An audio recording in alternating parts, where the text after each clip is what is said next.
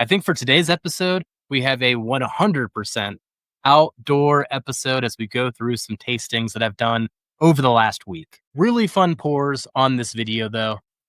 We're going to start off things with Evan Williams 1783 American Hero Edition from 2025, one of the releases that I look forward to every single year, and we'll compare this year's edition to my favorite batch, the 2023 edition. Then we'll get into a little bit of a discussion about our latest barrel pick coming from Copper Cask, and we'll close out the show getting into the new Wild Turkey 8-year with a comparison of the American Wild Turkey 8-year versus the international release. Shout out to Big Vic for that sample so many months ago. Put it to good use in this video. So thank you for joining today, whiskey friends. Let's kick off the show. Let's get into a review and see if this is a bottle that you should be hunting. All right, now we're getting into one of those if you know kind of bottles. Probably a bottle that a lot of people sleep on, but it is one of the top bottles of the year that I anticipate buying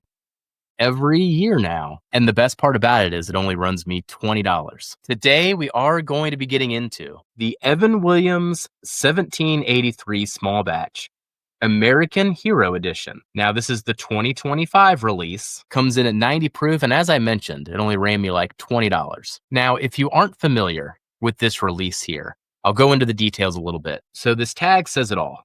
American made, small batch, veteran selected. Also note this is coming from the Bernheim warehouse this time. Now I'm going to read this tag here. This special edition Evan Williams 1783 small batch bourbon has been thoughtfully selected by our 2025 Evan Williams American made heroes who have dedicated their lives to serving the country and the community. And then it even gives the pictures and the names of those that were on the selection committee and what their roles were in the Army, in the Air Force, Navy, etc. So thank you all for your service to both our country and selecting some fabulous whiskey here. What we're getting into today is the 2025 release of the Evan Williams 1783. And then at the end of this video, we will do a comparison to the 2023 version, which is my absolute favorite of this series thus far. And we'll talk about the differences in the profile. All right. No cork pop on this one. We got a screw top. All right. Going to pour a little bit of the 2025 edition here.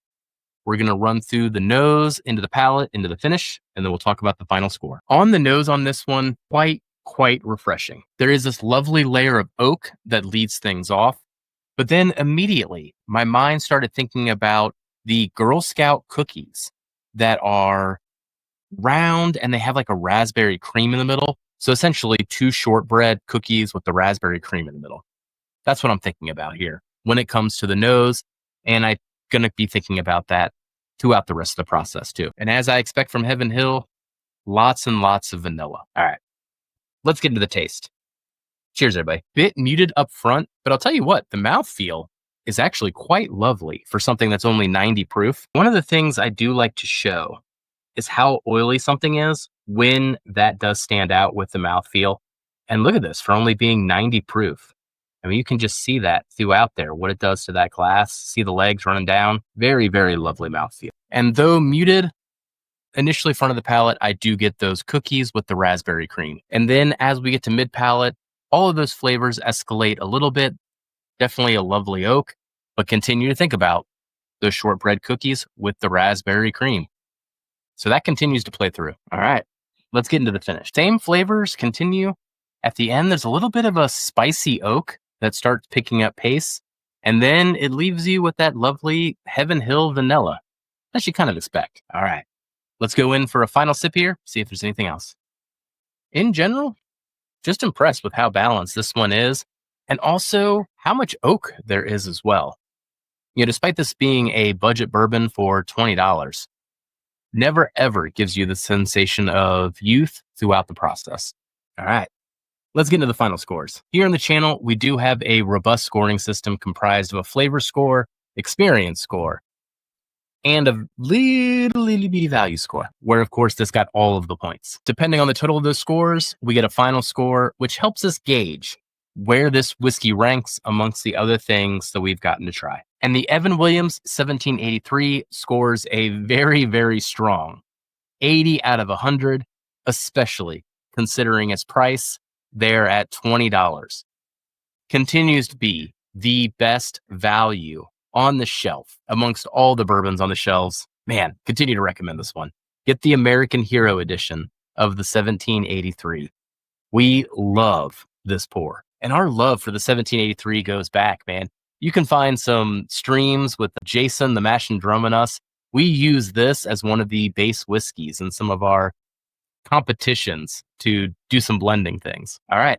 As promised, we are going to get into a comparison of the 2025 edition versus the 2023 edition. Now, the reason I'm comparing it to the 2023 edition is that this one has been the absolute standout of the series.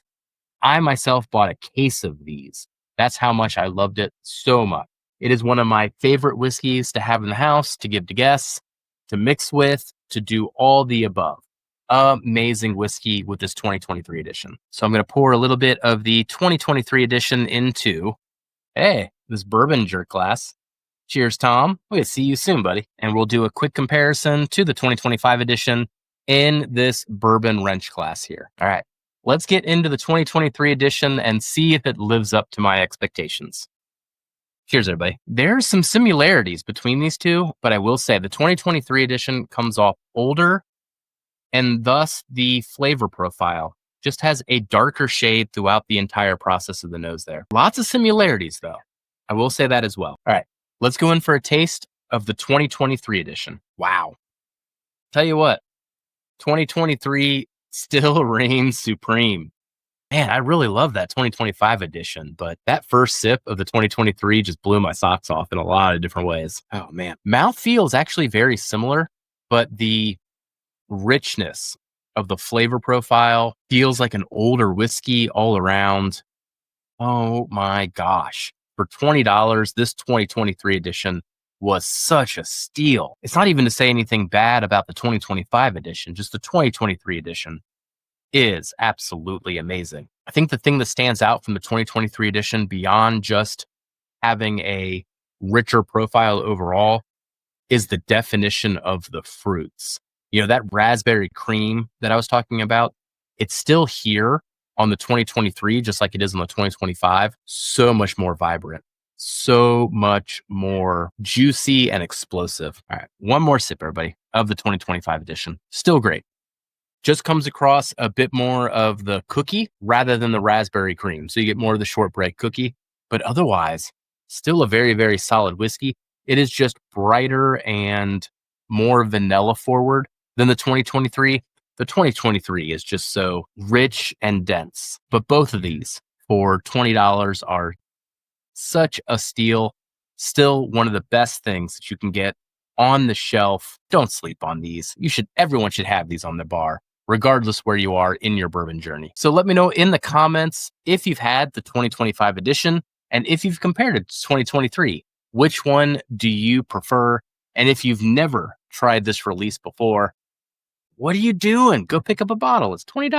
All right, let's get into the next review. Cheers, everybody. Thanks for hanging out, everybody. Before we move on to the next segment, I want to give a shout out to our friends, Katie and Ethan, over there at the Drifting Drams Coffee Company. Fancy coffee for regular people. Katie and Ethan are going to be giving away a $15 gift card to Drifting Drams Coffee Company. So leave a comment with the hashtag Drifting Drams to enter, and be sure to come back next week and see if you won. Whenever there's a question from the community or a topic you're interested in, we love covering it here. Let's see this week's topic. Welcome back, everybody. This one is going to be a little different, but if you didn't know, here at Hello Again Whiskey Friends, we have been pursuing single barrels of rye and bourbon over the last year, making connections all around the industry and teaming up with other channels such as Dusty Dan, Drifting Drams, Big Vic, Whiskey Uncensored, Bourbon of the Week, the World's Worst Bourbon Channel, many more to come. But what we love doing is the same thing that we do on our live shows. Just team up with people, go out there and find good whiskey and great barrels with the brands that we love anyway and that we hype up on the show. And in the last year, we've already brought 8 barrels back to this community here. And I must say, I am pretty proud of our resume thus far and the barrels that we have been able to find. A lot of these distilleries have just spoiled us. I don't know what it is. Maybe it's just the fact that we're laid back guys who like to smile and hang out, and we just like whiskey, and that resonates with them. But they spoil us on the selection of these barrels that they provided us over the last year. And we really do appreciate that. And that is where this next brand comes into play as well. So we have been talking about Copper and Cask for a year, year and a half now. Where the love of Copper and Cask really cemented itself with us is that Durrell had the chance to go on a barrel pick for a local store by him that was doing a Copper and Cask single barrel that was finished then in a Weller foolproof barrel. And it added that Buffalo Trace cherry note on top of the Florida aged MGP, which we'll talk about Florida aged in just a moment. But that was almost our whiskey of the year. I'm pretty sure in that tournament, I actually put that as my whiskey of the year in our blind flight tournament. Blew us away. And ever since that moment, Durrell has been obsessed with Copper and Cask, and we talk about it on the channel probably at least once every 2 months, if not once a month. The thing that we love about Copper and Cask is not only do they have some great whiskeys, mainly MGP, but they are venturing from that, but they also keep the prices in such a reasonable spot. It's actually one of the best overall values on the shelf right now, but people still, I think, sleep on these. Now, we had the opportunity to do a single barrel selection in collaboration with Big Vic, Drifting Drams, Dusty Dan, and shout out to Adam Shelton and Ed Williams, who are on the pick team as well. And what we ended up with was a 7-year MGP that was aged in Florida. And you can see that here. If you're ever curious about if it's a Florida barrel or not, that's what that MF is. Stands for one of their Florida barrels. So this was Florida Barrel 718. As you can see here, 7 years old and 127.6 proof. We ended up calling this thing Party Like It's 1999. Long story there, but we were coming up with the sticker ideas. We got very nostalgic for 90s albums. But Copper and Cask does something unique where they actually put the sticker as part of the label. And a lot of my initial ideas, they were worried about copyrights and things like that because I was manipulating album covers from the 90s. Made a really, really cool one with Big Vic on the Ill Communications Beastie Boys album cover. We've got to use that at some point. So I had to improvise this sticker very, very quickly here. So it ended up with us partying like it's 1999 based on that nostalgia. And then this is just an AI-driven nightmare. I essentially had all these photos of us, and I asked AI to replace our clothes as if we were at a party in 1999, and those are the outfits that it came up with. Now, unfortunately for me, I totally botched it. I put all of this detail into the sticker. I had avocado decorations everywhere, and then I must have sent Copper and Cask the wrong proof, and that's what ended up on the bottle. Didn't even realize that till someone really zoomed in. I was like, where's all the avocados? Now, this bottle is sold out. So the purpose of the video today is to go through the tasting notes for the people that got to purchase this one. Follow along. Let me know what you think and what you're getting in the comments. But it also brings awareness to the great work that Copper and Cask does. I own personally 8 bottles of Copper and Cask right now.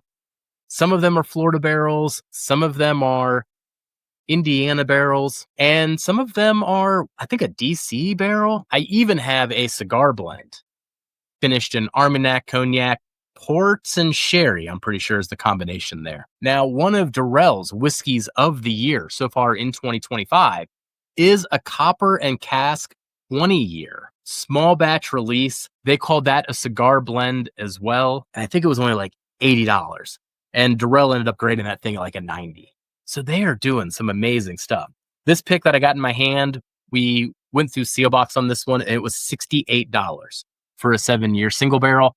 I've seen some people talk about getting things as cheaply as $50 and $45 in some areas. So keep an eye out for this. It's one of the best deals in the market. All right, that was enough jibber jabber in here. Let's go through the tasting. Now, I won't get into final scores because what's the point in officially scoring your own barrel selection? Of course you like it. You selected the barrel. But I will say that doesn't stop me from grading these things behind the scenes. And I do think this one might grade out the strongest of all the barrel picks we've done so far. And as I said off the top, I mean, I'm quite proud of our resume. So for this one to stand up above the rest, whew, we'll get into why though. And there's some interesting things about that dynamic as well. All right, let's get into the nose. We'll then get into the palate. I'll keep these tasting notes on the short side, but I would love to hear what you think of this pick if you got your hands on it in the comments, and let other people know that I'm not just blowing smoke up my own butt here. All right, let's get into this one. Cheers, everybody. On the nose, I do get a lot of the MGP elements that I'm used to. Essentially a ginger snap cookie paired with some honey. But where it starts differentiating itself almost immediately is there's this bright cream going on paired with a citrus note. Now, I have heard some people say they're getting orange from it. I don't quite get orange. It's almost more of a refreshing lemon to me, but not necessarily with that tartness, but almost like an artificial flavored lemon ice cream or limoncello even. But that type of citrus note there. And then the other thing that's on top of this is just this nice layer of oak.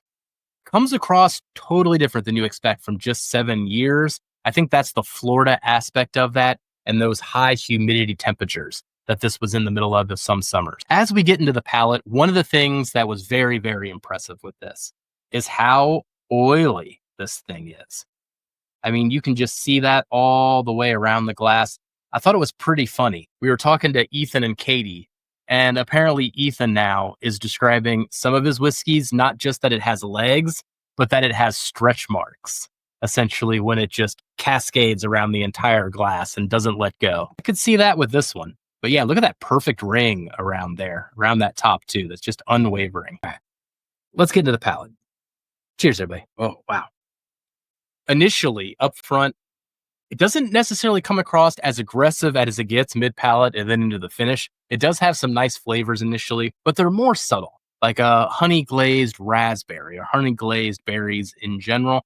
Getting the fruit, getting some sweetness up front. But then when you get to mid-palate, oh my gosh, does this thing put its foot on the accelerator? The graham cracker, ginger snap qualities emerge. And then I start getting into that creaminess I was talking about on the nose, essentially like a lemon gelato. I think I said limoncello before, but I think I really meant gelato. But even that is covered in essentially like a cherry sauce, raspberry sauce kind of reduction. So you get that citrus, but you get some other fruits behind that too. And then there's a slight hint of espresso. But then as you get into the finish, that is the main event of this particular pour.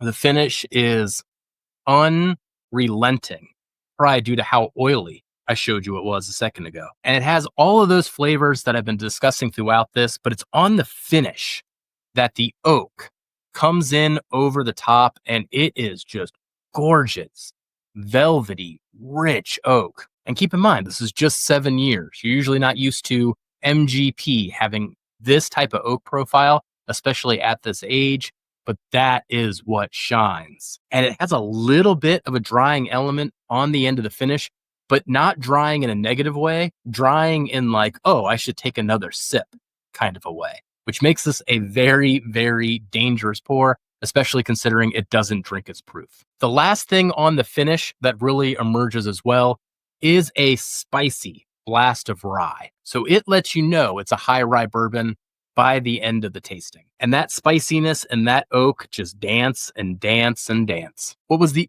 most interesting thing, though, about this particular barrel pick is that we selected this barrel back in January. But trying to navigate everybody's schedules around the holidays, it took a while for us to get together.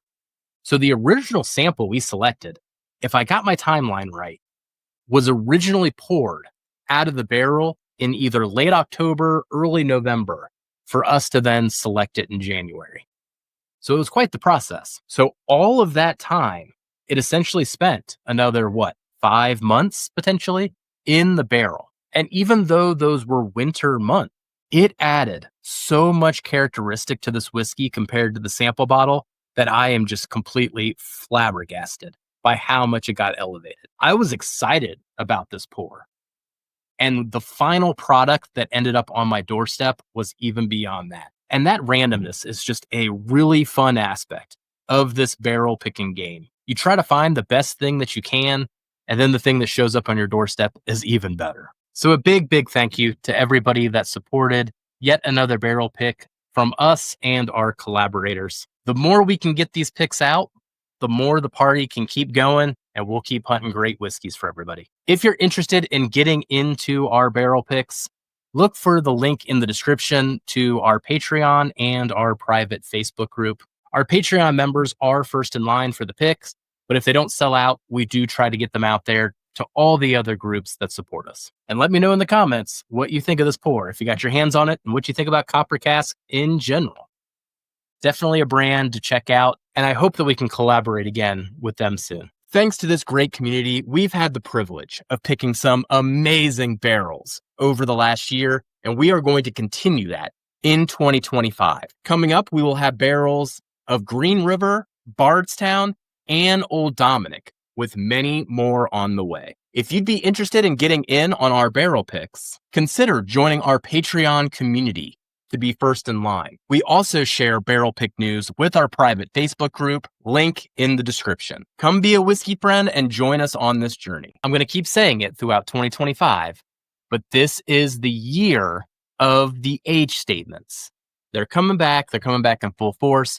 We're getting some good high-aged whiskeys back out there on the market, and some of them aren't breaking the bank either. An example of that is going to be the latest release from Wild Turkey. Today, we are going to be getting into the Wild Turkey 101 8-year bourbon. So the 8-year bourbon has been an international release, but this is the first time that it's actually getting a drop in the United States in quite a while. We are going to be reviewing this whiskey today, and then at the end, going to be doing a comparison to the 8-year international release that I happen to have a sample of from Big Vic. Now, as it says in the name, this is 101 proof, 8 years old, and it did cost me around $43 in Northern Kentucky. Got it from the Party Source. Now, the guy that was helping me at the Party Source said that while it'll be limited here for a little bit here as they catch up to demand, they do expect a steady flow to come in at some point. So it does seem like Wild Turkey's trying to make this one a more regular shelfer.